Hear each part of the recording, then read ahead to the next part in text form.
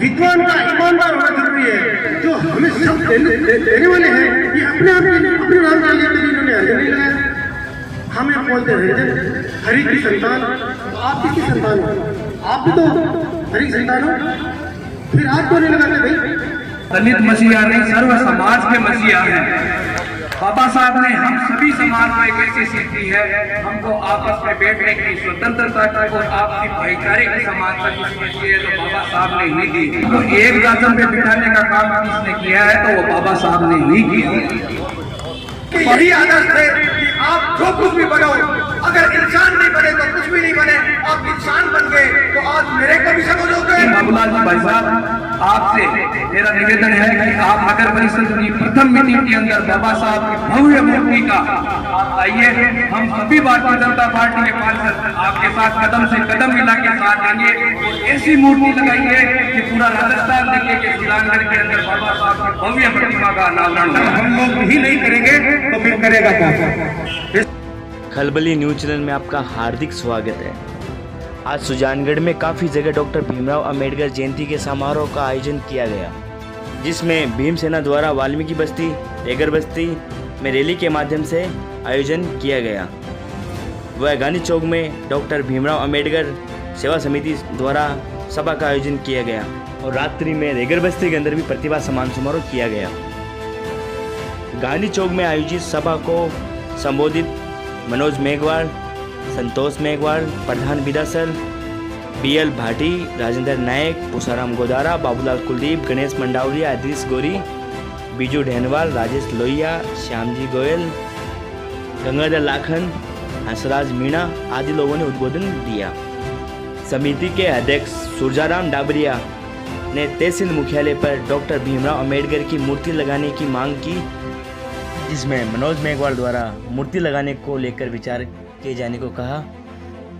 वह BL भाटी द्वारा मूर्ति लगाने को लेकर 1 लाख तक की राशि की घोषणा भी की गई और बाबूलाल कुलदीप व गणेश मंडावरिया द्वारा नगर परिषद की आगामी बैठक में इसका प्रस्ताव लेकर जगह का चयन करवाने का विश्वास भी दिलवाया। इस कार्यक्रम को सफल बनाने में किशन तुनगरिया, हनुमान जयपाल, दीपाराम सांडेला, नेमीचंद सुंगत, किशन मंडार, सुभाष सिगारिया, निखिल आर्य व आदि लोगों का अथक प्रयास रहा। और जय देव भी करता हूँ। आज 121वीं जयंती पर विराजमान, मंच पर विराजमान हमारे मनोज मेघवाल जो यहाँ मीटिंग में जाना था संबोधन दे के चले गए, BL भाटी साहब, राजेंद्र जी नायक साहब, हमारे सभापति प्रतिनिधि DC घोरी साहब, सुजाराम जी डाबरिया साहब जो इस कमेटी के अध्यक्ष हैं, माता शक्ति के रूप में विराजमान विधानसभा पंचायत समिति के प्रधान संतोष जी मेघवाल साहब, सुजानगढ़ पंचायत समिति के प्रधान मनवरी देवी जी मेघवाल, सम्मानित मंच सभी आए सुजानगढ़ के बुद्धिजीवी नागरिकों। अंबेडकर साहब की प्रतिमा लगाने के लिए जगह तलाशनी पड़ रही है। आज हम ये संकल्प लेके जाते हैं कि नेता चुने यहाँ से किसी भी पार्टी का जीत के जाए, नगर पालिका का चेयरमैन हो चाहे नेता यहाँ से चुने। मैं आपको मजबूती से कहता हूँ बाबा साहब की प्रतिमा यहाँ लगा के रहेंगे और इतनी शानदार लगाएंगे, हमें पैसे का मोहताज नहीं होना। मैं चाहता हूं सुजाराम जी ये भीख मांगना बंद करिए कि नगर पालिका लगा देगी या यहाँ का विधायक लगा देगा। विधायक को तो ये भी एहसास होना चाहिए कि मैं विधायक बना किस स्थिति से, किसकी बदौलत बनाऊं। अगर वो ये ही नहीं समझ पा रहा तो अम्बेडकर साहब की प्रतिमा यहाँ नहीं लगा पाएगा। ये आप सोच के चलिए, कम से कम 10 लाख रुपए की प्रतिमा यहाँ बननी चाहिए और BL भाटी 1 लाख रुपए की घोषणा करता है। बहुत बहुत धन्यवाद। जय भीम, जय भारत। एक व्यक्ति ने कहा था एक इंसान के बारे में कि किसी की आंख में देखो तुम्हारा रूप बसता है, किसी की आंख में देखो तुम्हारा रूप बसता है, किसी की सांस में देखो तुम्हारा प्यार बसता है। नहीं इंसान है इतना बुरा जितना कि तुम समझो, किसी की आंख में देखो जहाँ भगवान रहता है, जहाँ भगवान रहता है। यही बात हम सब समझ जाए तो बाबा साहब के इस आयोजन को सफल बना सकते हैं। उनके यही आदर्श थे कि आप जो कुछ भी बनो, अगर इंसान नहीं बने तो कुछ भी नहीं बने। आप इंसान बन गए तो आप मेरे को भी समझोगे और भगवान को भी समझोगे। इसी के साथ आपको आपने बुलाया। विद्वान का ईमानदार होना जरूरी है। भारत के विद्वानों ने इतिहास को गलत तरीके से लिखा, थोड़ा मोड़ा। बाबा साहब ने चैलेंज से विश्लेषण करके बाल की खाल निकाल करके एक बात लिखी अपने खंड में, वॉल्यूम में, क्या भारत का इतिहास को कुछ नहीं, आर्यों और अनार्यों के संघर्ष का इतिहास कुछ नहीं है। ये संघर्ष में आज की नहीं, अपनी 2500 सालों से चल रहा है। बुद्धि है जैसे प्राणी थे सामाजिक, जिसने सुनित नाम करके भूमि को अपनी संघ में शामिल किया। और आप किसी भी धर्म का मेरे को आप इतिहास बता दीजिए, मैं ना करने किसी तो मेहतर शब्द अन्य हरिजन शब्द, ये लोग जो हमें शब्द देने वाले हैं, ये अपने आप अपने नाम डाल लेते, इन्होंने हरिजन नहीं लगाया, हमें बोलते हरिजन, हरि की संतान। तो आप किसकी संतान हो? आप भी तो हरि की संतान हो, फिर आपको नहीं लगाते भाई? ठीक है, हाँ, फिर मैं भूल जाता हूँ कि मैं तो मैं इसलिए बता रखा अभी आप कोई भी आप लोग पहले उसका लेखक पढ़िए, लेखक का नाम जानिए कि लेखक कौन है। यदि लेखक आर्य नारी में से कोई है तो निश्चित रूप से उसमें कोई ना कोई तालमेल जरूर मिलेगा। 10 साल से भारत सरकार द्वारा बाबा साहब के 20-21 वॉल्यूम प्रकाशित किए थे, जो बाबा साहब ने। यही निवेदन करता हूँ कि बाबा साहब ने जो शक्तियाँ दी है, जो वचन दिए हैं, जो नियम दिए हैं, अगर उनको हम याद कर लें, बार बार पढ़ लें और अपने जीवन में उतार लें, मैं कहता हूँ कोई भी व्यक्ति कभी कमजोर नहीं होगा, कभी कमजोर नहीं होगा। बाबा साहब ने महिलाओं को बराबरी का अधिकार दिया, बाबा साहब ने गरीब और दलित लोगों को जीने का अधिकार दिया। हम बाबा साहब के कर्जदार हैं, कर्ज हमसे गलत बात का अगर विरोध करें, शिक्षा अच्छी ग्रहण करें और कठिन मेहनत के साथ कुछ स्तर पर हर स्थान पे आप जाएं, यही मेरी आपकी कामना है। बाबा साहब ने जो किताब लिखी, पूरे देश के अंदर नहीं, पूरे विश्व के अंदर उनकी बातों को, उनके संविधान को माना जाता है और बाबा साहब को याद किया जाता है। बाबा साहब की जयंती पर बाबा साहब प्रथम तो दलित मसीहा नहीं, सर्व समाज के मसीहा हैं। बाबा साहब ने हम सभी समाज को एक ऐसी सीख दी है, हमको आपस में बैठने की स्वतंत्रता और आपकी भाईचारे की समानता की है, जो बाबा साहब ने ही दी। आज ये मंच पे किसी भी पार्टी, किसी भी वर्ग के लोग एक साथ बैठे दिख सकते हैं तो वो बाबा साहब की ही देन है।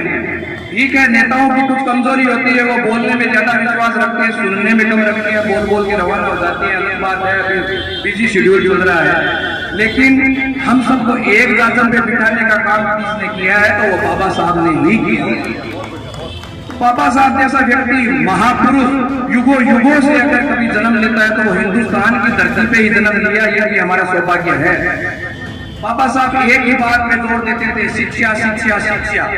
मैं तो आपसे एक ही वचन मांगता हूँ और यह प्रण करता हूँ कि आज से इस मीटिंग में जाने के बाद हम सभी ये प्रण लें, जो भी बच्चा शिक्षा से वंचित है, हम एक बच्चे को जरूर शिक्षित करें और उसको मुख्य धारा में लाने का काम हम करें, यही सबसे बड़ा प्रण है। और सच्ची श्रद्धांजलि और बाबा साहब को धन्यवाद। बाबा साहब का इससे बड़ा हम लोग समाज के अंदर बात नहीं फैला सकते हैं। और रही बात मूर्ति की, तो बाबूलाल जी भाई साहब, आपसे मेरा निवेदन है कि आप नगर परिषद की प्रथम मीटिंग के अंदर बाबा साहब की भव्य मूर्ति का आप आइए। हम सभी भारतीय जनता पार्टी के पार्षद आपके साथ कदम से कदम मिला के साथ देंगे और ऐसी मूर्ति लगाइए कि पूरा राजस्थान देखे कि सुजानगढ़ के अंदर बाबा साहब की भव्य प्रतिमा का अनावरण हुआ। जय भीम। इतिहास है दुनिया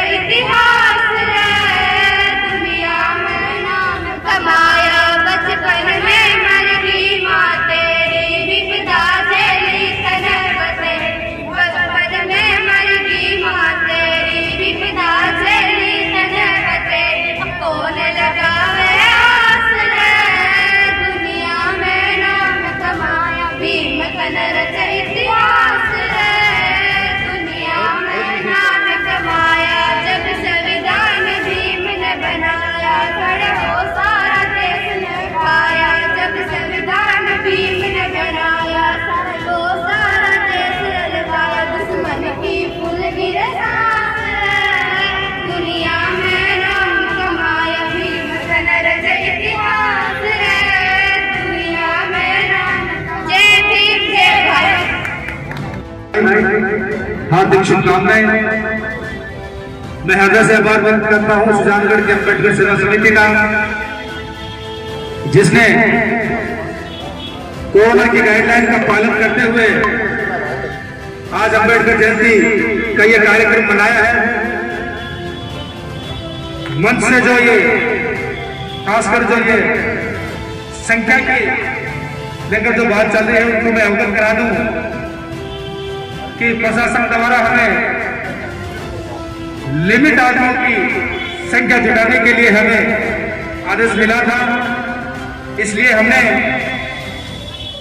कुछ ही चुनिंदा लोगों को ही आज निमंत्रण के लिए यहाँ पर बुलाया था, क्योंकि संविधान हमें यह कहता है कि संविधान का जब पालन हम लोग ही नहीं करेंगे तो फिर करेगा कौन।